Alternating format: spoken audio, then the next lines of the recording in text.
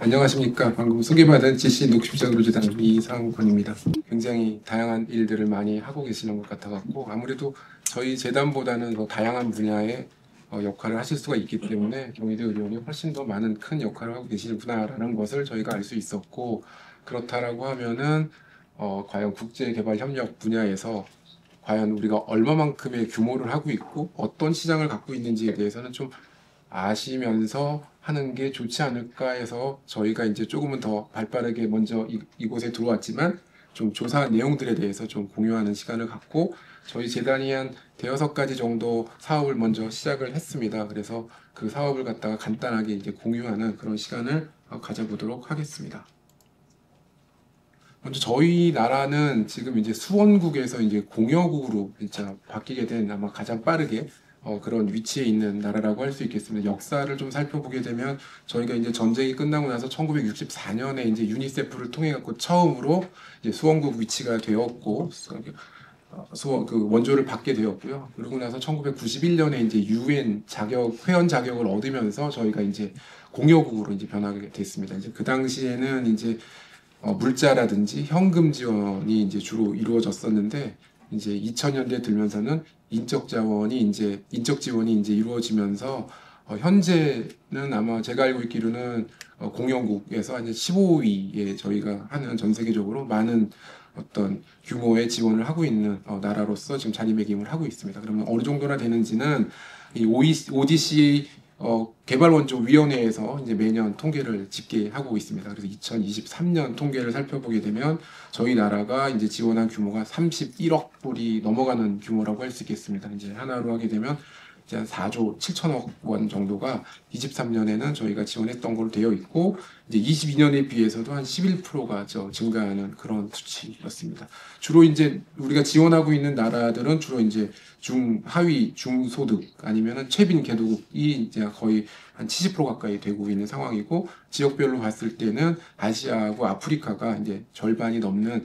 그런 규모를 차지하고 있었습니다. 이제 분야를 살펴보게 되면 주로 이제 교통과 관련된 이제 인프라 쪽이 가장 많았다라고 할 수 있겠고, 그 다음으로 이제 보건 쪽이 많다라고 할 수 있겠습니다.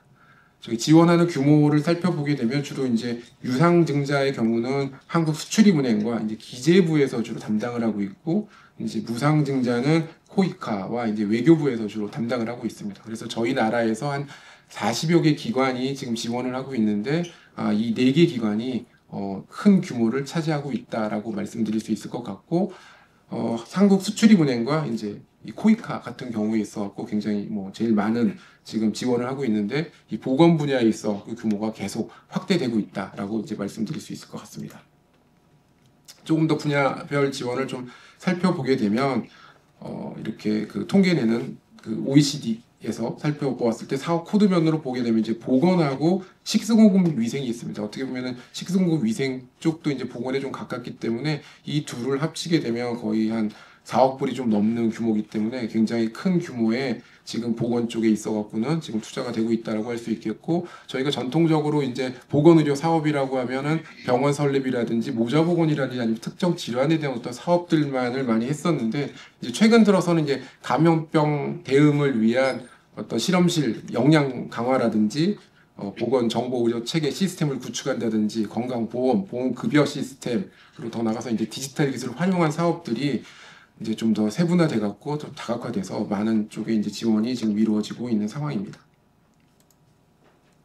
2024년은 아직 정확한 공식적인 통계가 나오진 않지만 좀 보고된 바로는 조금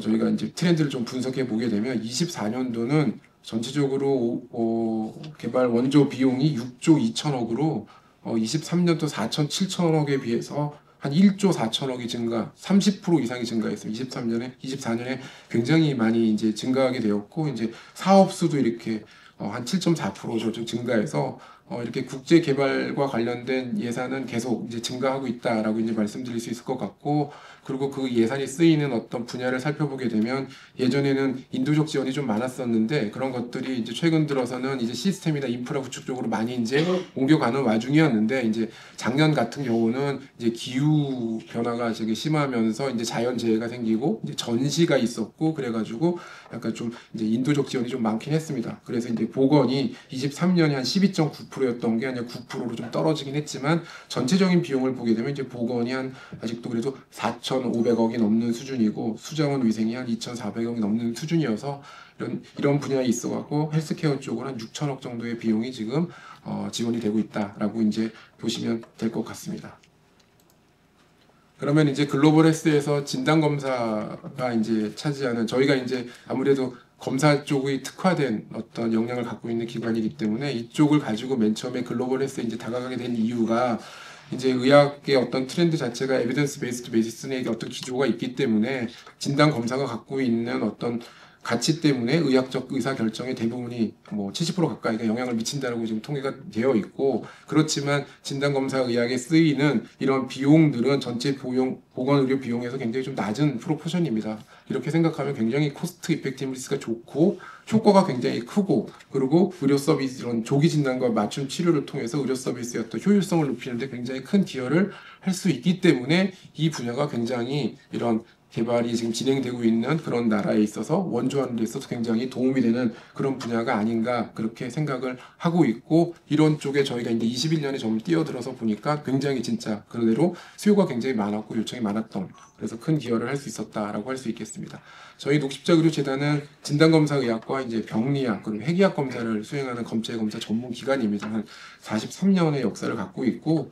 56명의 전문의가 있고 이제 5천여 개의 아이템과 그리고 5천 거래처가 넘는 의료원에서, 저희 병의원에서 저희 쪽에 이제 검체를 보내주고 계시고 있고, 검사를 좀 많이 수행하고 있어서 이런 어떤 저희가 갖고 있는 어떤 진단 쪽에 있어서의 어떤 역량을 이용해서 글로벌 헬스 케어에 어떤 기여를 할 수 있을까 고민하던 중에 저희가 2021년에 이런 사업들에 저희가 좀 눈을 돌리게 됐고, 이때부터 저희가 이 사업에 이제 뛰어들어서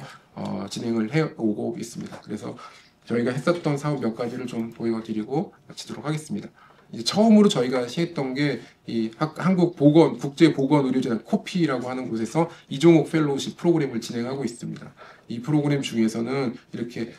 감염병 대응하는 전문가를 갖다 양성하는 프로그램이 있습니다. 거기 이제 과정들이 여러 개가 있는데 그 중에서 이제 저희가 이제 결핵 쪽을 선택을 해갖고 어떤 결핵의 어떤 진단과 연구 역량을 강화하는 그런 연수 프로그램을 진행하는 사업이 있었는데 거기에 지원해갖고 저희가 이제 하게 되었고, 이 당시에 이제 아프리카하고 아시아, 그러니까 우간다, 캄보디아, 이디오피아,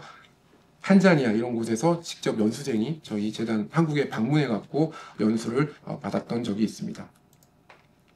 두 번째로는 이것도 역시 코피에서 나왔던 사업인데, 우즈베키스탄의 자궁경부암 선별검사 역량검사 컨설팅 사업입니다. 이제 이쪽에 이 여성암의 이 자궁경부암이 차지하는 프로포션이 굉장히 높기 때문에 이를 좀 선별해 갖고 어떤 검사도 시행하고 어떤 판독도 잘 해가지고 그런 능력, 어떤 검사를 하는 능력과 연구 역량을 좀 강화하고자 시행했던 사업이고, 이 사업은 저희가 우즈베키스탄에 스테이하면서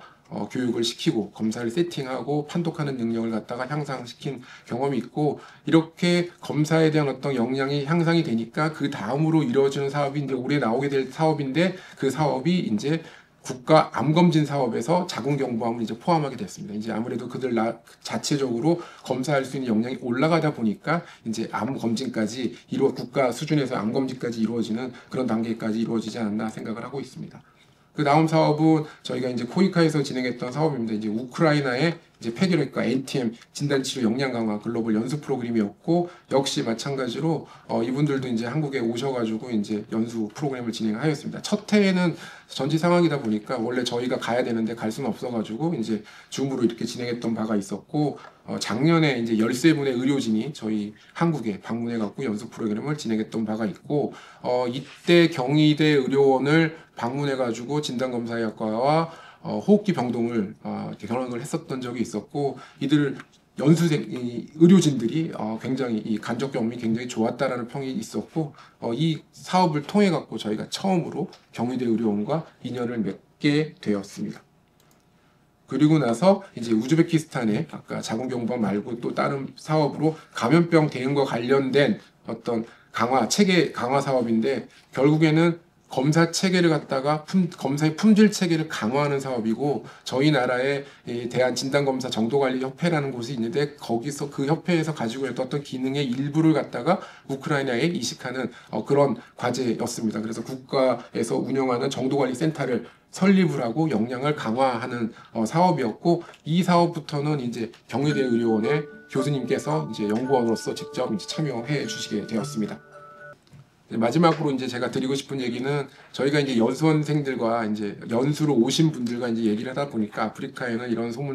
속담이 있다라고 하더라고요. 이제 빨리 가려면 혼자 가고 멀리 가려면 같이 가라고. 저희가 이제 진단 쪽에 특화가 돼갖고 많은 일을 해보려고 하지만 아무래도 글로벌 어떤 헬스케어에 있어서 문제점을 해결하는 데 있어서 굉장히 제한이 많습니다. 아무래도 좀 임상적인 부분도 굉장히 요구가 되는 부분도 많고 역학도 많이 필요하고 그런 부분들이 있기 때문에 저희가 이제 좀 고민을 하던 중에 이제 경희대 의료원을 알게 되었고 이제 의과학 문명원의 어떤 의미를 알게 됐고 이제 우리 우정택 원장님을 알게 돼서 이렇게 어떤 미래를 먼 길을 가는 그런 여장을 갖다가 좀 모색하기 위해서 저희가 이제 작년에 MOU를 체결했던 바가 있습니다. 아마 더 많은 적극적인 사업을 저희가 이제 파트너십을 맺고 이제 진행할 계획을 갖고 있고 아마 글로벌의 헬스케어의 어떤 방향이라든지 미래의 모색을 하기 위해서 이 자리도 마련한 걸로 제가 알고 있고 대한민국이 글로벌 헬스케어에서 어떤 더 큰 역할을 하기 위해서는 여러 기관들의 협업이 굉장히 필요한 상황인데 저희 재단이 앞으로도 계속 그런 협업을 위한 그 노력을 기울이겠다는 말씀을 드리면서 제 발표를 마치도록 하겠습니다.